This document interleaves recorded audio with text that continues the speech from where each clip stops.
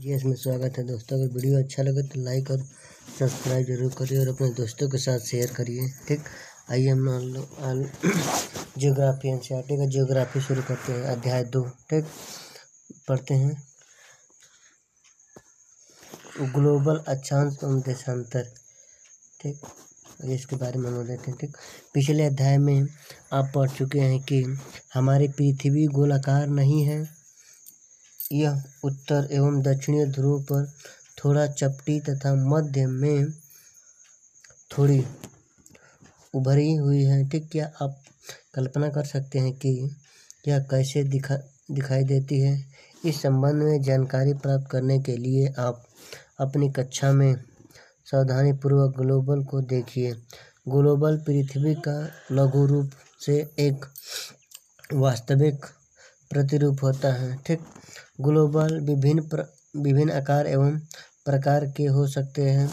बड़े ग्लोबल जो आसानी से एक स्थान से दूसरे स्थान पर ले जाए जा सकते हैं। ठीक, पॉकेट में रखने योग्य छोटे ग्लोबल तथा गुब्बारे जैसे ग्लोबल जिसमें हवा भरी जा सकती है। ठीक, एवं आसानी से एक स्थान से दूसरे स्थान पर जाए जा सकते हैं। ठीक, ग्लोबल स्थिर नहीं होते हैं।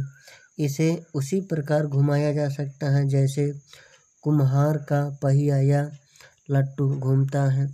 ग्लोबल पर देशों, महाद्वीपों तथा महासागरों को उनके सही आकार में दिखाया जाता है। ठीक, आइए हम लोग पृथ्वी के समान किसी गोले पर किसी बिंदु की स्थिति का वर्णन करना कठिन है।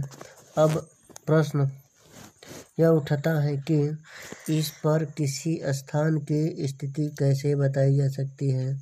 इसके लिए हमें कुछ बिंदुओं एवं रेखाओं के संदर्भ की आवश्यकता होती है।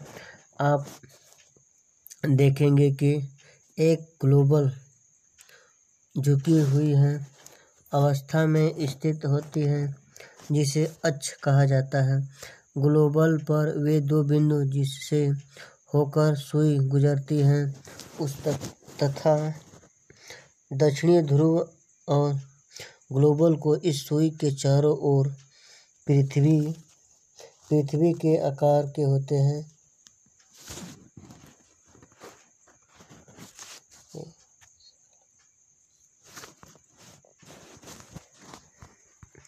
ठीक, पृथ्वी के आकार के होते हैं। पृथ्वी के समान किसी गोले पर किसी बिंदु की स्थिति का वर्णन करना कठिन है।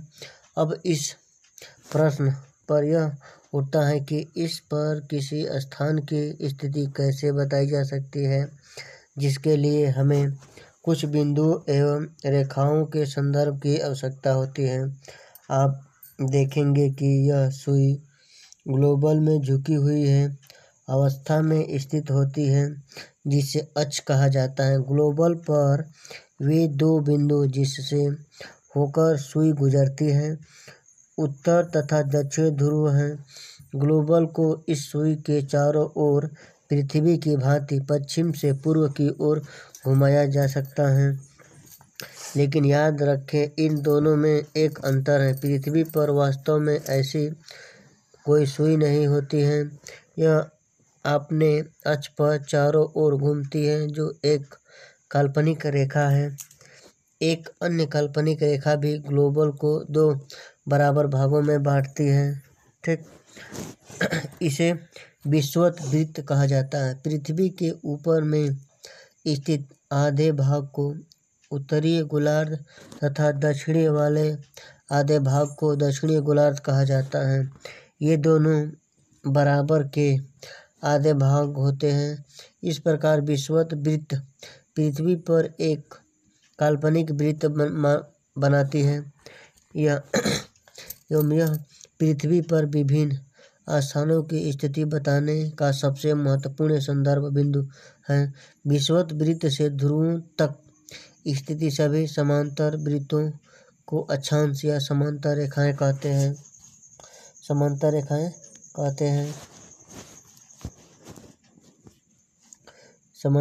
कहते हैं।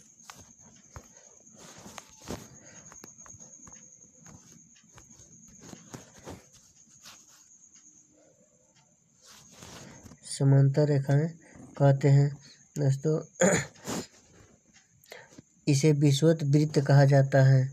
ठीक, विषुवत वृत्त शून्य अंश अक्षांश को दर्शाती है। चूंकि विषुवत वृत्त से दोनों तरफ ध्रुवों के बीच की दूरी पृथ्वी के चारों ओर के वृत्त का 1/4 है, अतः इसका माप होगा 360 अंश का 1/4 यानी कि 90 अंश। इस प्रकार 90 अंश उत्तरीय अक्षांश ध्रुव को दर्शाता है तथा 90 अंश दक्षिणी अक्षांश ध्रुव को।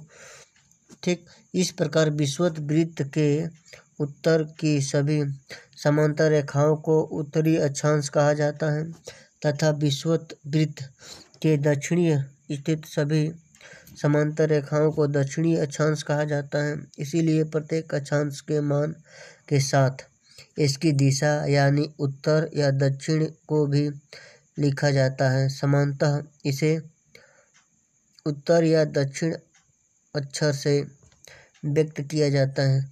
उदाहरण के लिए महाराष्ट्र में चंद्रपुर एवं ब्राज़ील दक्षिण अमेरिका में बेलो होरिज़ोन्टे दोनों एक ही अक्षांश 20 अंश पर स्थित हैं, लेकिन चंद्रपुर विषुवत वृत्त के 20 अंश उत्तर में एवं बेलो होरिज़ोन्टे विषुवत वृत्त के 20 अंश दक्षिण में स्थित है। ठीक, इसीलिए हम कहते हैं कि चंद्रपुर 20 अंश उत्तर अक्षांश पर तथा बेलो होरिज़ोन्टे 20 अंश दक्षिणी अक्षांश पर स्थित है। चित्र 2.2 से स्पष्ट है कि जैसे जैसे हम विषुवत वृत्त से दूर जाते हैं अक्षांशों का आकार घटता जाता है। ठीक, आइए हम लोग महत्वपूर्ण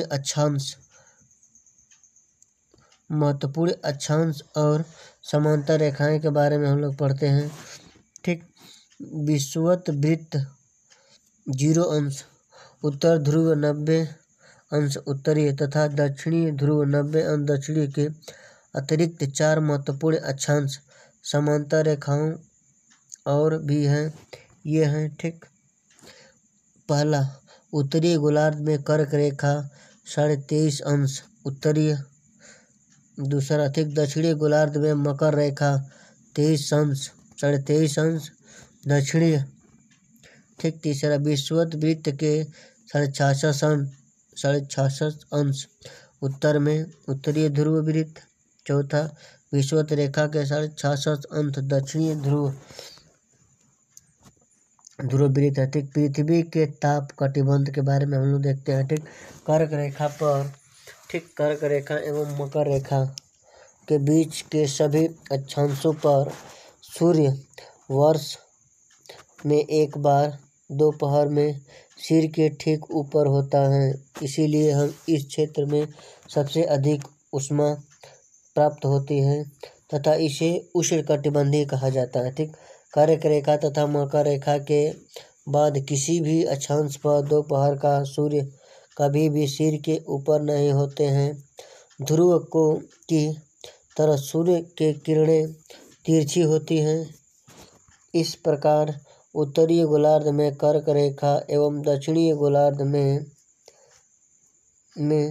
दक्षिणी ध्रुव के बीच वाले क्षेत्र का तापमान मध्य रहता है। इसीलिए इन्हें शीतोष्ण कटिबंध कहा जाता है। ठीक, उत्तरीय गोलार्ध में उत्तर ध्रुव वृत्त एवं उत्तरीय ध्रुव तथा दक्षिणी गोलार्ध में दक्षिणी ध्रुव वृत्त एवं दक्षिणी ध्रुव के बीच के क्षेत्र में ठंड बहुत होती है, क्योंकि यहाँ सूर्य क्षितिज से ज़्यादा ऊपर नहीं आ पाता है।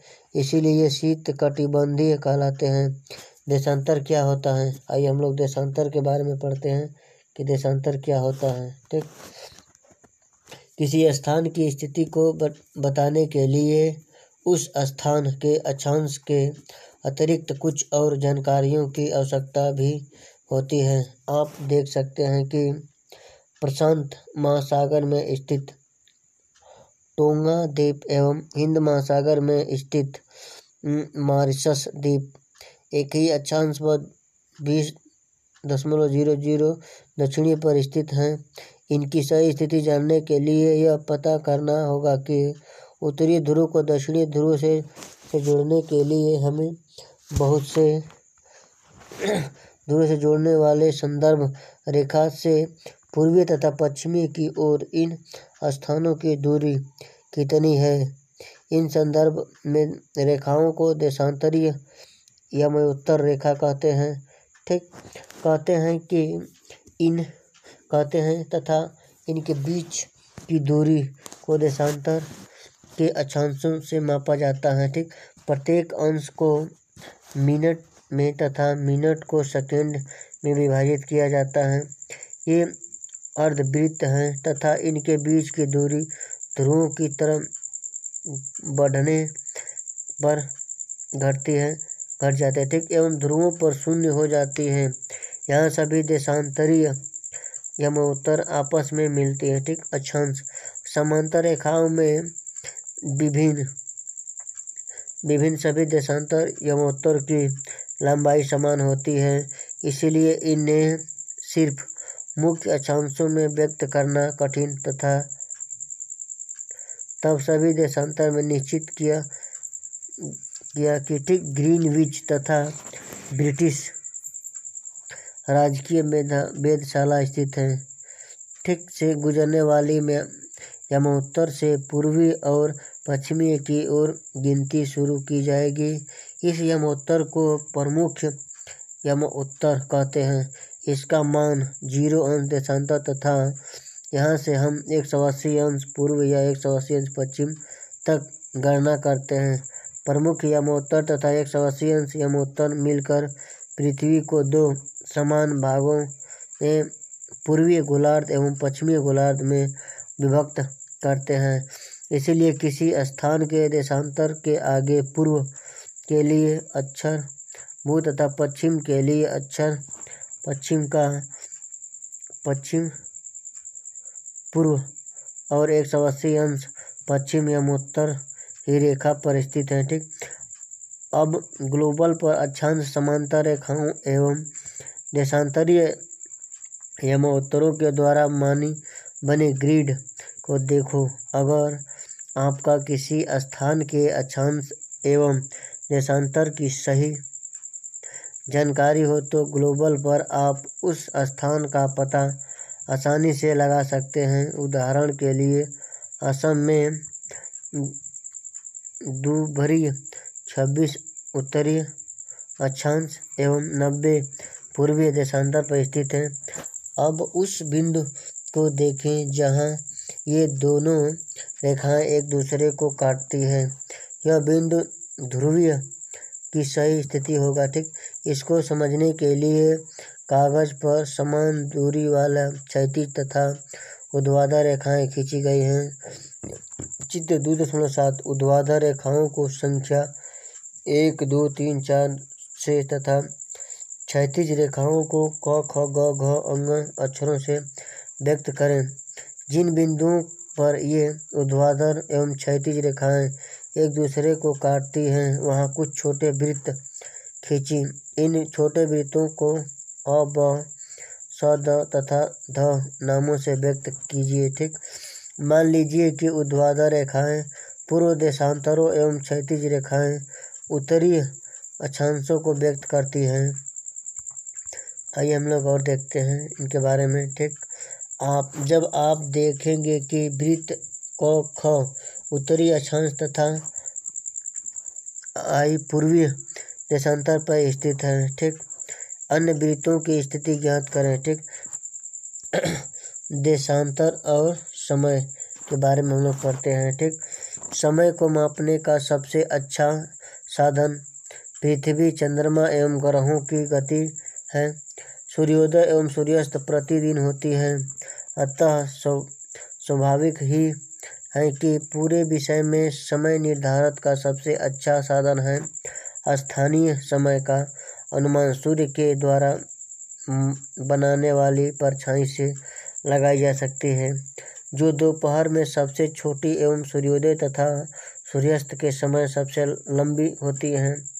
ग्रीनविच पर स्थित प्रमुख यमोत्तर पर सूर्य जिस समय आकाश के सबसे ऊंचे बिंदु पर होगा उस समय यमोत्तर पर स्थित सभी स्थानों पर दोपहर होगा। ठीक, चूँकि पृथ्वी पश्चिम से पूर्व की ओर चक्कर लगाती है, अतः वे स्थान जो ग्रीन के पूर्व में है उनका समय ग्रीनविच समय से आगे होगा तथा जो पश्चिम में है उनका समय पीछे होगा।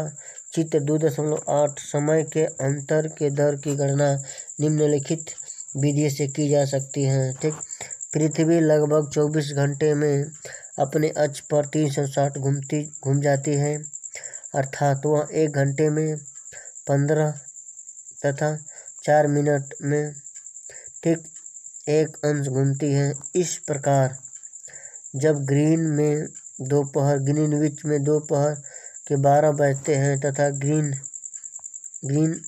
ग्रीनिच से 15 अंश पूर्व में समय होगा। ठीक, 15 × 4 यानी कि 60 मिनट, अर्थात ग्रीनविच के समय से 1 घंटा आगे, अर्थात वहाँ दोपहर का 1 बजा होगा, लेकिन ग्रीनविच में 15 अंश पश्चिम तथा ग्रीनिच समय में 1 घंटे पीछे होगा। ठीक, यानी वहाँ सुबह के 11 बजे होंगे, तो इसी प्रकार जब ग्रीनविच पर दोपहर के 12 बजे होंगे उस समय 180 पर मध्य रात्रि होगा। ठीक, किसी भी स्थान का जब सूर्य आकाश में अपने उच्चतम बिंदु पर होता है तो दोपहर में उस समय घड़ी में दिन के 12 बजते हैं। इस प्रकार घड़ी के द्वारा दिखाया गया समय उस स्थान का स्थानीय समय होगा। आप देख सकते हैं कि दिए गए देशांतरीय यमोत्तर पर सभी स्थानों का स्थानीय समय समान होता है। हम मानक समय क्यों मानते हैं? अलग अलग यमोत्तर पर स्थित स्थानों को स्थानीय समय में अंतर होता है। ठीक, उदाहरण के लिए बहुत से देशांतरों से होकर गुजरने वाली रेलगाड़ियों के लिए समय सारणी तैयार करना कठिन होगा। भारत में गुजरात के द्वारा तथा असम के डिब्रूगढ़ के स्थानीय समय में लगभग 1 घंटे 45 मिनट का अंतर होगा। इसीलिए यह आवश्यक है कि देश के मध्य भाग से होकर गुजरने वाली किसी यमोत्तर के स्थानीय समय को देश का मानक समय माना जाएगा। इस यमोत्तर रेखा के स्थानीय समय को पूरे देश का मानक समय माना जाता है। भारत में 82.1 पूर्वीय 82.0 पूर्वीय को मानक यमोत्तर माना गया है। इस यमोत्तर के स्थानीय समय को पूरे देश का मानक समय माना जाता है। इसे भारतीय मानक समय के नाम से जाना जाता है। कबीर भोपाल के निकट एक छोटे से नगर में रहता था। वहाँ अपने मित्र आलोक से कहा कि वे लोग आज रात्रि में नहीं सो पाएंगे। भारत एवं इंग्लैंड के बीच एक क्रिकेट मैच लंदन में 2 बजे अपराह्न में शुरू होगा, अर्थात भारत के समय अनुसार मैच शाम के 7:30 बजे शुरू होगा तथा देर रात्रि में समाप्त होगा। क्या आप जानते हैं कि भारत एवं इंग्लैंड के बीच समय में क्या अंतर होता है? भारतीय ग्रीनविच के पूर्व 82 पूर्व में स्थित है तथा यहाँ का समय ग्रीनविच समय से 5 घंटा 30 मिनट आगे है। इसीलिए जब लंदन में दोपहर के 2 बजे होंगे तब भारत के में शाम को 7:30 बजे होंगे। ठीक, पूर्वी देशांतर का देशांतरीय विस्तार अधिक होता है, जिसके कारण यहाँ 1 से अधिक मानक समय अपनाए गए हैं। ठीक, उदाहरण के लिए रूस में 11 मानक समयों को अपनाया गया है। पृथ्वी को एक घंटे वाले 24 समय क्षेत्रों में बांटा गया है। इस प्रकार प्रत्येक समय क्षेत्र में 15 अंश देशांतर तक के क्षेत्र से घेरता है। दोस्तों, अगर वीडियो अच्छा लगे तो लाइक और सब्सक्राइब ज़रूर करिए और अपने दोस्तों के साथ शेयर करिए। दोस्तों।